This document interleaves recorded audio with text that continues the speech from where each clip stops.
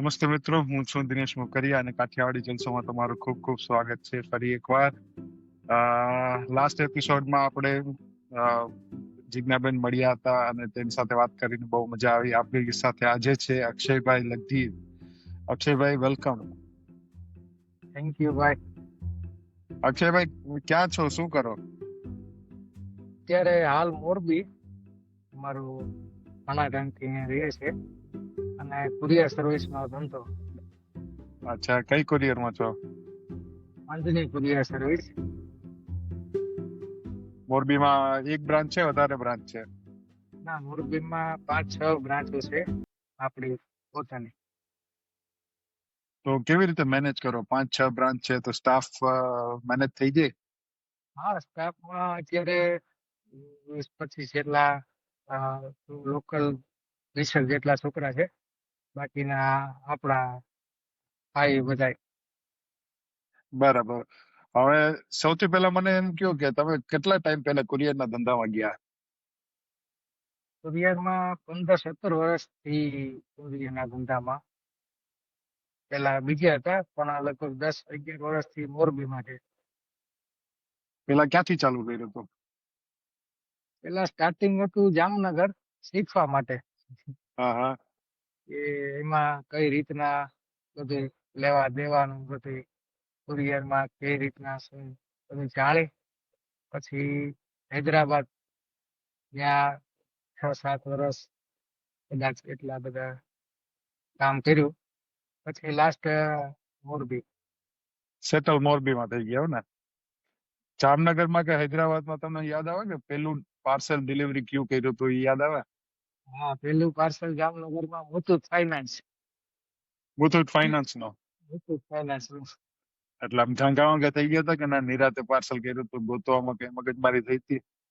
ગોતવામાં વાર લાગી. પેલી વાર તો આપણે કહી દઈએ કે ભાઈ આમ જા, ત્યાંથી આમ જા, ત્યાં આવી જશે, ત્યાં સાઈન કરી દે, પાર્સલ લઈ જવાનું.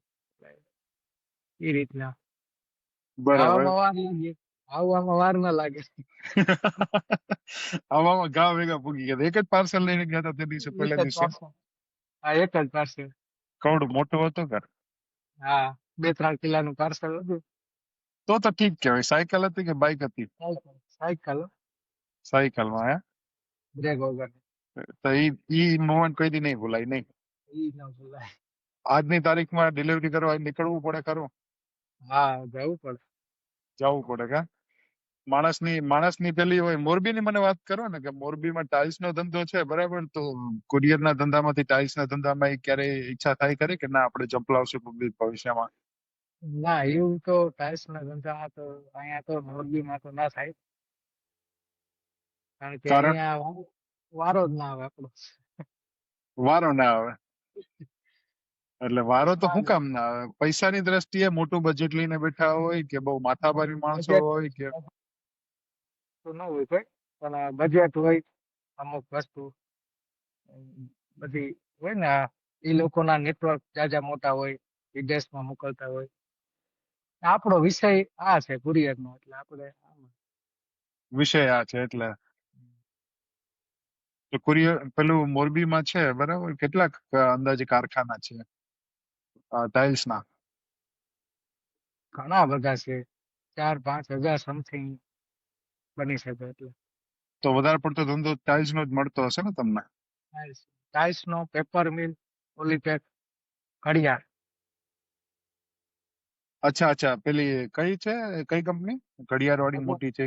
અજંતા અજંતા. હાલમાં પણ ત્યાં જ છે? હમ. ટફેસ્ટ પ્રોબ્લેમ શું ફેસ થાય? આખા કુરિયર ધંધો આપણે બધા કરતા હોય, બરાબર? તો એમાં સૌથી મોટો પ્રોબ્લેમ તમને કયો સવાર સાંજ કંટાળો આવી જાય એવો હોય? કંટાળો આવી જાય એવું એક જ વસ્તુ હોય કે ફોન આવે કે મારું પાર્સલ મળ્યું નથી. હકીકતમાં એવી વસ્તુ બનતી હોય કે ઈ લોકો સામે જે કસ્ટમર છે ને એને નથી પૂછતા કોઈ કે તમને કુરિયર મળી ગયું. આપણને પૂછે કે ભાઈ આ પાર્સલ આપી દીધું તમે.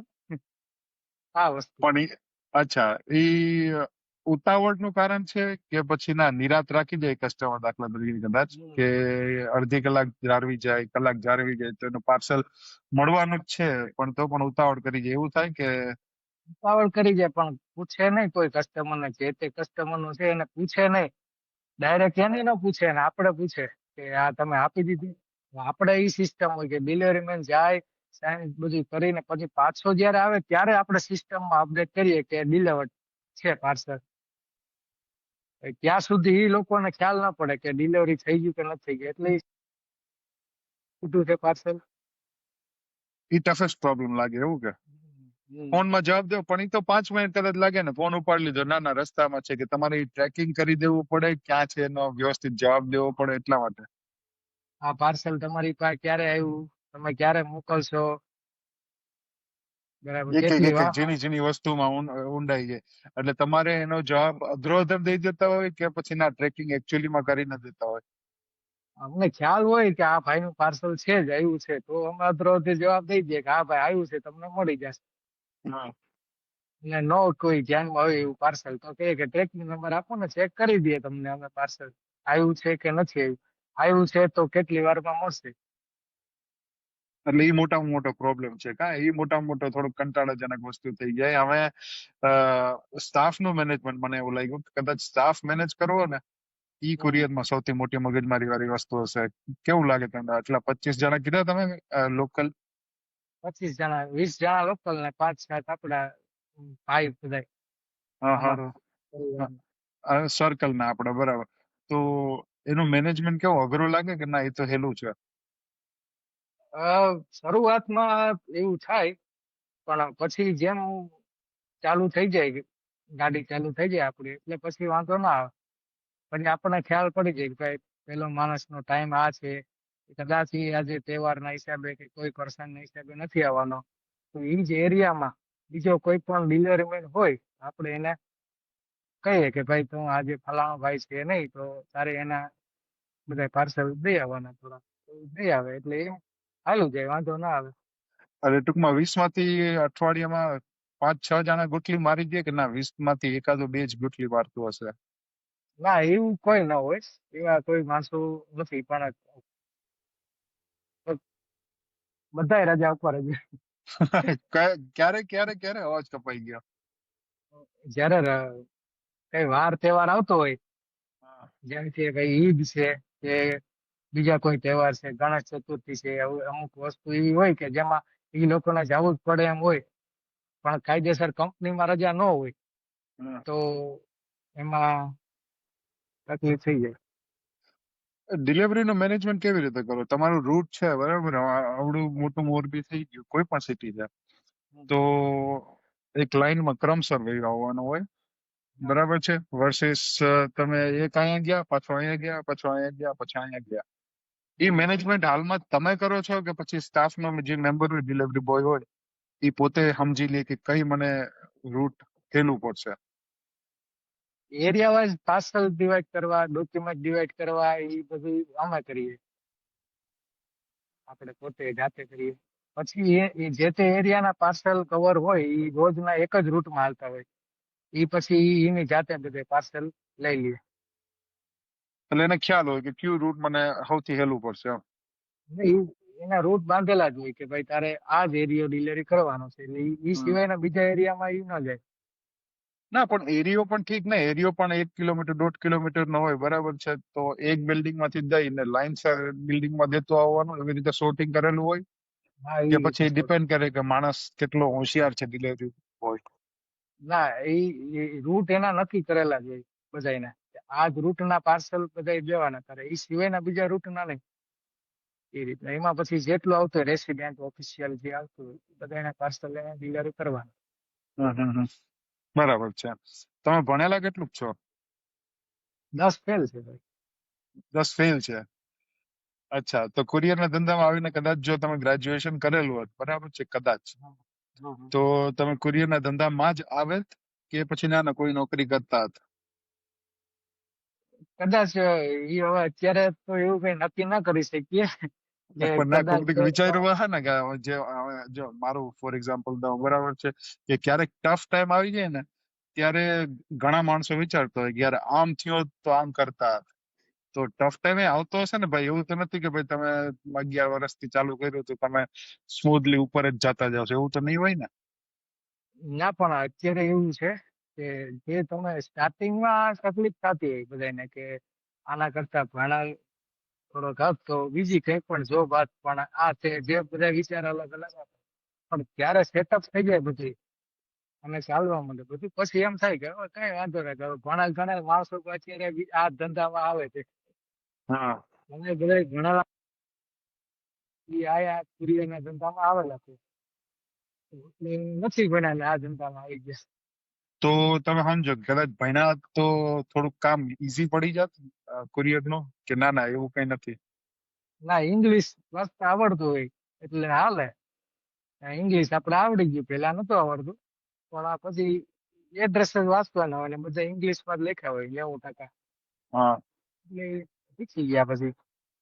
પછી 10માની કોઈ દી પાછી ટ્રાય આપેલી કે ટ્રાય પણ નથી આપેલી સીધા ટ્રાય આપી કુરિયરમાં? દીધી, ટ્રાય આપી દીધી 2 વર્ષ પછી ટ્રાય આપી હતી, 2 વિષયમાં ફેલ હતા, પાસ થઈ ગયા પછી. પાસ થઈ ગયા હતા, પાસ થઈ ગયા તમે, પણ કુરિયર નું ઓલો વાળું કે ના ઓલો સિંહ લોહી ચાખી જાય પછી પાછો ના હાટે એ ટાઈપ નું થયું કા? હા એ ટાઈપ નું થયું પછી. આ એમેઝોન વાળા છે ને ડિલિવરી વાળા છે ને એ લોકો આવી ગયા બરાબર, પેલું હજી કે છે ને એમેઝોન ડિલિવરી, પછી કયું છે હજી બ્લેક બક કરીને છે, ફ્લિપકાર્ટ છે એમાં. ફ્લિપકાર્ટ છે બરાબર, તો આ લોકો ધંધામાં કઈ ઇફેક્ટ કરે ખરી કે ના ના? ઇફેક્ટ તો કુરિયર ના ધંધામાં ન થાય, કારણ કે આપણું જે કામ છે ને કુરિયર નું કામ છે ને એ સ્પીડ નું કામ છે કે તમે આજે પાર્સલ આપો તો કાલ અથવા પરમદી તો ડિલિવરી જોતું જ હોય.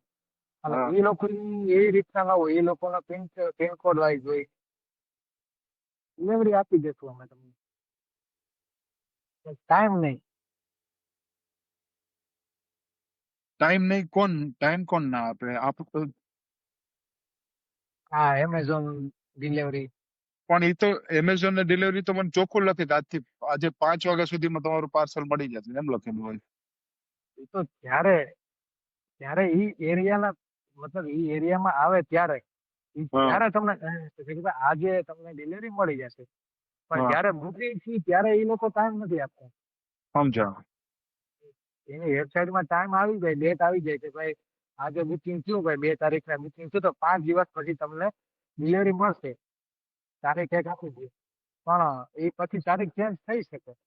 એની website માં. કુરિયર ના ધંધામાં વર્સેસ કાર્ગો નો ધંધો બરાબર છે, તો હવે ધીરે ધીરે મને યાદ આવે કે કવરો હતા અને પછી મોટા મોટા પાર્સલ થયા, તો કુરિયર ને કાર્ગો ના ધંધામાં શું હવે ડિફરન્સ રહી ગયો ભાવતાલમાં?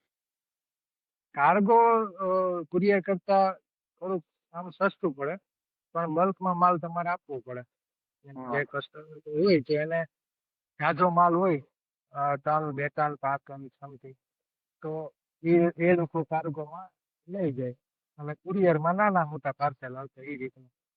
ઓલા લોકો સેમ ટાઈમ ના આપે તમને, તમે ટાઈમ આપતા હોય એ રીતનું કે ભાઈ એના બધા કસ્ટમરને ખબર જ હોય કે ભાઈ આ કુરિયરમાં 2 થી 2 દિવસમાં મળી જાય મોસ્ટ ઓફ તો. અર્જન્ટ વાળું કામ હોય તો કુરિયરમાં મોકલવાનું અને પેલું બલ્ક હોય તો કાર્ગોમાં. વધારે ઓપોર્ચ્યુનિટી કેમાં છે, કાર્ગોમાં કે કુરિયરમાં? બેયમાં જાય અત્યારે. આ મોરબીની નહીં, વધારે બજારમાં ચાન્સ કેમાં છે? કેમ કે કાર્ગો એવી વસ્તુ છે કે B2B થઈ ગયું ને, બિઝનેસ ટુ બિઝનેસ કોઈ મોકલતા હોય તો કાર્ગો જ મોકલતા હોય, ને B2C દાખલા તરીકે કસ્ટમર મોકલતા હોય ઈ નાના નાના સેમ્પલ મોકલતા હોય, તો વોલ્યુમ ના હિસાબે, પૈસાના હિસાબે B2B કાર્ગો વધારે આગળ જશે કે પછી કુરિયર વધારે આગળ જશે? માર્કેટ કોનું મોટું થશે? અત્યારે બેયની પોઝિશન લગભગ તો સેમ જ હાલે છે અત્યારે. જેમ કે ડિલિવરી છે, જે આપણે વાત કરી ડિલિવરી એ કાર્ગો ટાઈપ જ કરે છે, કુરિયર કરે પણ કાર્ગો ટાઈપ જ કરે છે. તમારી હા. પાસે કોઈ એની વેબસાઇટમાં તમે જુઓ તો એમાં બતાવે છે કે ભાઈ કેટલો વજન તમે મોકલવા માંગો છો, વજન તમે હમ. કયો એ પ્રમાણે તમને ભાવ આપે એ રીતનું. હમ. આપણે એ રીતના છે, કુરિયરમાં કોઈ એવું અગત્યના પાર્સલ હોય, અગત્યની વસ્તુ હોય કે જે ઝડપથી એને પુગાડવાની હોય તો એ કુરિયરમાં કરે, એટલે બેયનું અત્યારે તો કોમન હાલે છે. લેવલ સેમ જ પણ છે. અરજાત ન હોય, કોઈ ઉતાવળ વાળું ન હોય, કોઈ એવી ઘરની વસ્તુ હોય, કોઈ મોટા મોટા પાર્સલ હોય, લાદીના ટાઇલ્સના પાર્સલ હોય, મોટા મોટા હોય, કે જે કાર્ગોમાં મોકલવાનું. મોરબીમાં ઇન્ટરનેશનલ લેવલ કેવું છે કે ઇન્ટરનેશનલ એક્સપોર્ટ થાય ખરી બધું ત્યાંથી? દુનિયાનો જાજો થાય. હા. અત્યારે ગયા વર્ષના કમ્પેર કરીએ તો લગભગ પહેલા નંબર ઉપર હતું મોરબી એક્સપોર્ટમાં અરે ગુજરાતમાં. ટાઇલ્સ ની વાત કરો ને. ટાઇલ્સ છે, પેપર છે, ઘડિયાળ છે. આ વસ્તુ 3 વસ્તુ મોસ્ટ આવી જાય. પછી પેપર આવે. સેમ્પલ ઓલ જતા હોય એ કુરિયર થ્રુ જતા હોય બરાબર ને, પછી મોટા શિપમેન્ટ તો પછી કન્ટેનર લોડ ઉપર જતા હશે. હા, કન્ટેનર નું જ કહું, કુરિયર નું તો ના ના, હું આપે હોય. શિપમેન્ટ ની વાત કરું કે કોઈ સેમ્પલ વેમ્પલ જતા હશે કે નહીં જતા હોય હા, પેલા સિમ્પલ તો. જાય ને, પેપર જાય, લાદીના કટકા હોય કે મોટી લાદી હોય પણ એ ફૂટ બાય ફૂટ ના આપણે એ સેમ્પલ માટે આપે તૈયાર કરી. હા. એ આપણે વસ્તુ બે જ વસ્તુ છે, પેપર સેમ્પલ અને લાદીના કટકા. તો મોરબીમાં બેઠા બેઠા આવી રીતે ટ્રેડિંગ કરતા હોય બરાબર છે, તો એમાં અલગ વસ્તુ થઈ ગયું. કુરિયર નો સબ્જેક્ટ તો મને કીધું કે સબ્જેક્ટ આપણો કુરિયર નો છે એટલે કુરિયર માં જ છે, પણ વચ્ચે ટ્રેડર બની ગયા વચ્ચે કે મિડલમેન હોય ને એજન્ટ તરીકે, કે કોઈ બીજા માર્કેટમાં તમને ખબર છે આપણું નેટવર્ક તો આખા ઇન્ડિયામાં છે, તો મોરબીમાં બેઠા બેઠા તમને નેટવર્ક ના મળી જાય કે ટાઈલ્સ જોતી હોય તો હું કરાવી આપીશ ને વચ્ચે આપણે શું છે થોડું ઘણું કમિશન મળી જાય એવું નથી ઈચ્છા થતી? પણ અત્યારે લગભગ મોરબીના જેટલા શોરૂમ કારખાના છે એ બધાના ટ્રેડર્સ ઓલ ઇન્ડિયામાં હરેક સિટીમાં છે. તમે અહીંયાથી તમે કદાચ કોઈ પણ કારખાનામાં ફોન કરો કે ભાઈ આ ટાઇલ્સ મારે જોઈએ છે, કે આ ટાઇલ્સ ની કિંમત, એટલે એ લોકો તમને ડાયરેક્ટ ના કહે કે તમે કયા સિટી માંથી બોલો, તો કે જયપુર, તો જયપુરના ટ્રેડર્સ નો નામ, નંબર, એડ્રેસ આપી દે. તમે અહીંયા સમજાણું. એટલે આ લોકો, એટલે મને એવું નથી લાગતું કે એક જ જાણો જોબમાં રાખ્યો હોય, પછી બે ત્રણ જણા હોય. દાખલા તરીકે કોઈ મુંબઈ સિટીમાં છે તો 4-5 કારખાનાને રિપ્રેઝેન્ટ કરતા હોય ને કદાચ. હા હા, એ રીતના હોય. સમજાણું. કોઈ એવી યાદ આવે કે હમણાં છેલ્લે કોઈ પાર્સલ દીધા હોય ને મગજમારી થઈ ગઈ હોય કસ્ટમર, પછી એમ થઈ યાર આ કુરિયર ને બિઝનેસમાં કંટાળો આવ્યો હોય? હા, એ હમણાં એક લાસ્ટ હતો, એક ભાઈ વિડીયો ઉતારીને ગયો મારો. વાયરલ પણ થયો છે. હા. પણ એવી છે કે હવે ઈ પાર્સલ હતું બીજાનું, બીજી વ્યક્તિનું હતું. ઈ ભાઈ આમ જાતા જાતા વિડીયો ઉતારીને એને ઇન્સ્ટાગ્રામમાં મૂક્યો હતો. હા. ઈ પાર્સલ એનું હતું નહીં, પણ છતાં એને ઈ વસ્તુ ખબર નહીં કેવી રીતના એને એવું લાગ્યું કે હાલો આ ભાઈના પાર્સલ અહીંયા, એમાં શું એસી નું પાણી ઉપર પેલા મારાથી ટીપું ટીપું પડતું હતું. હવે આમાં એના હિસાબે વિડીયો ઉતારીને ઇન્સ્ટાગ્રામ મૂક્યો પોતાના પર્સનલ, પણ પછી થવામાં વાર ના લાગે. હું વચ્ચે વાયરલ થઈ ગયો એમ? હા, વાયરલ થઈ ગયો. પણ એ તો ભાઈ આમાં કોઈ ફોલ્ટ હતો ને કોઈ પણ લોકોનો. હવે એના હિસાબે એવું પણ કઈ થાય નહીં કે હવે જે તો હવે પણ આવું. એમ નહીં, એસી નું પાણી કદાચ પડતું હોય બરાબર છે, તો તમારે એને હટાવી લેવું જોઈએ ને, તો એ ભાઈને વિડીયો કરવાનું, શૂટિંગ કરવાનો પેલું જ ના આવે. પણ હવે આપણે ખબર પડે કે ઉપર વારે એસી ચાલુ કરી, હા. પછી આપણે ખબર પડે તો હટાડી લઈએ પાર્સલ. પણ હવે અમે અંદર બેઠા હતા ને આપણે ખબર નથી કે પાર્સલમાં એસી નું પાણી પડે છે. ખબર પડી એટલે તરત આપણે લઈ લીધા. બરાબર છે. તો ઈ ટાઈમે થોડો કંટાળો આવ્યો કે ના ના એવું કઈ નથી ગયા, કુરિયર તો બિઝનેસ તો આપણો હું રોટી કપડા મકાન છે એટલે આવું તો હાલે રાખવાનું એવું કે? ઈ ભાઈ ને બે ઘડી આનંદ આવી ગયો છે કે ભાઈ મારો વિડીયો થોડોક જાજો વાયરલ થઈ ગયો, આ વિડીયો. હા, એટલે તમારા કારણે તો હા, મને એવું કહી દો કે જો કદાચ તમને લોટરી લાગી જાય 1 કરોડ ની કાલે બરાબર છે, એ રૂપિયા તમારે વાપરવાના જ છે આમાં, તો કુરિયરમાં સેટ કરો કે સેવિંગમાં સેટ કરો કે કઈ નવું કરો? અત્યારે તો કુરિયરમાં સેટ કરીએ. કેવી રીતે 1 કરોડ કેવી રીતે વાપરવાના કુરિયરમાં? એકાદ એવી સારી જગ્યા ઉપર ઓફિસ આપણે પરચેસ કરી લઈએ. એમાં હમ. અત્યારે જે તે અત્યારે કારણ કે દિવસ બાય દિવસ પાર્સલ આવક જાવક વધતી જાય છે. રોજ પાય જેટલા પહેલા આવતા, આજથી 5 વર્ષ પહેલા આવતા, તો ઇકો કે જે નાની ગાડી હોય એમાં આવી જતા પાર્સલ. અત્યારે મોટી બોલેરોમાં પણ નથી આવતા પાર્સલ. એટલે આપણે સમજાણું. એકાદી જગ્યા લઈ ને એમાં ફૂલ ફર્નિચર કરાવી ને સેટઅપ કરી દઈએ, પછી ધીરે ધીરે હાલ્યા રાખે, એમાંથી ને એમાંથી આપણું. જનરેટ કરતા જાય. બરાબર છે. હવે કસ્ટમર ની ડિમાન્ડ માટે તમે કોઈ માણસ મેં ઘણી વખત જોયું કે આપણે છે ને સ્ટાફ ઓછો રાખતા હોય કે ભાઈ પગાર દેવો ના પડે, 15,000 10,000 પગાર હોય તો એની જગ્યાએ હું જ કરી લઉં, કે સ્ટાફ રિસેપ્શન ઉપર કદાચ ના બેસાડતા હોય તો એનું આ ફોન ઉપાડવા માટે આપણે સ્ટાર્ટિંગમાં વાત થઈ, ફોન ઉપાડવા માટે એક્સ્ટ્રા માણસ રાખી લે તો હેલું ના પડે કે ના, એ તો આપણે 10,000 15,000 રૂપિયા આપણા ખિસ્સામાંથી ખોટે ખોટા વયા જાય. ના, માણસો છે જ આપણી પાસે, માણસો છે જ, માણસો જ ફોન ઉપાડતા હોય. પણ હા, હવે અમુક કસ્ટમર એવા હોય, અથવા તો હા. કોઈ સામે જે તે બ્રાન્ચ માંથી નંબર આપણે આપી દીધા હોય, મોરબીના એવા કસ્ટમર કે જે આપણને જાણતા હોય પર્સનલી, બરાબર. સીધે સીધે એમ વાત કરે. અમુક એવા કસ્ટમર હોય કે જે ગૂગલ માંથી નંબર આપડા કાઢીને ફોન કરતા હોય, એ હમ. આપણા પર્સનલ મોબાઈલમાં ફોન આવતા હોય. સીધે સીધા. ઓફિસના ઓફિસ માટે તો અલગ ફોન છે જ, એના માટે તો હમ. માણસ રાખેલો છે, બરાબર. પણ આ આપણા ફોનમાં ફોન આવે તો જવાબ આપણે જ દેવો પડે ને ભાઈ. દેવો પડે, સમજાઈ ગયું. એ પર્સનલ લેવલ નું રિલેશનશિપ રાખવું પડે, ખરું. હવે તમારે બીજું કઈ એડ કરવાનું છે આપણા મિત્રો માટે? બીજી કઈ વાત એડ કરવાની છે? બીજી વાતમાં ભાઈ કામ કર્યા રાખવાનું, થાય એટલું કરી જ લેવાનું, કરી જ લેવાનું. પાછું નહીં પડવાનું, બરાબર. ઈ હાલ્યા રાખવાનું, જ્યાં સુધી થાય આપણાથી ત્યાં સુધી કરતું રહેવાનું, દેવાનું નહીં. એટલે આપણું હાલ્યા રાખે, બધાયનું હાલ્યા રાખે. બસ બધાને ભક્તિ હાલ્યા રાખે, બસ ને. તો મારે હવે છેલ્લે છે ને રેપિડ ફાયર માં વયું જવું, કુરિયર રિલેટેડ. તમારે વિચારવાનું નહીં, સીધો જવાબ દઈ દેવાનો. સ્પીડ કે સેફટી? સેફટી સ્પીડ બેય આપે તો બાકી સ્પીડ. બરાબર. સેફટી વધારે, કેમ કે કુરિયરમાં શું છે, મેં જોયેલું છે ઘણી વખત ઝોમેટોમાં ખાસ કરીને, કે ઝોમેટો વાળા રેશ ડ્રાઇવિંગ બહુ કરે. તો નિરાતે વયા જતા હોય તો પણ એને આટલું જ ઇન્કમ થવાની છે, 5 મિનિટમાં કેટલું સેવિંગ કરી લેવાના છે. એટલા માટે આ ખાસ સવાલ હતો કે સ્પીડ કે સેફટી. તમે પેલા સેફટી કીધું, પછી કીધું કે બે. કેશ ઓન ડિલિવરી કે ઓનલાઈન પેમેન્ટ? એકય નહીં. એ કઈ નહીં. સ્ટ્રેસ ક્યારે વધી જાય, રક્ષાબંધનમાં કે દિવાળીમાં? બેય સેમ સેમ જ છે ભાઈ. આમાં ડોક્યુમેન્ટ વધારે આવે, આ પાર્સલ વધારે. બે. ફર્સ્ટ સેલેરી તમને યાદ આવે કે ખર્ચો કરી નાખી તો કે સેવ કર્યા હતા? ના, સેવ કર્યા હતા. પેલી સેલેરી સેવ કરી નાખી હતી. હું લીધું તો યાદ આવે કે? કઈ લીધું નતું, માને આપી દીધા કે ભાઈ ખાઈ લો. વાહ રે વાહ.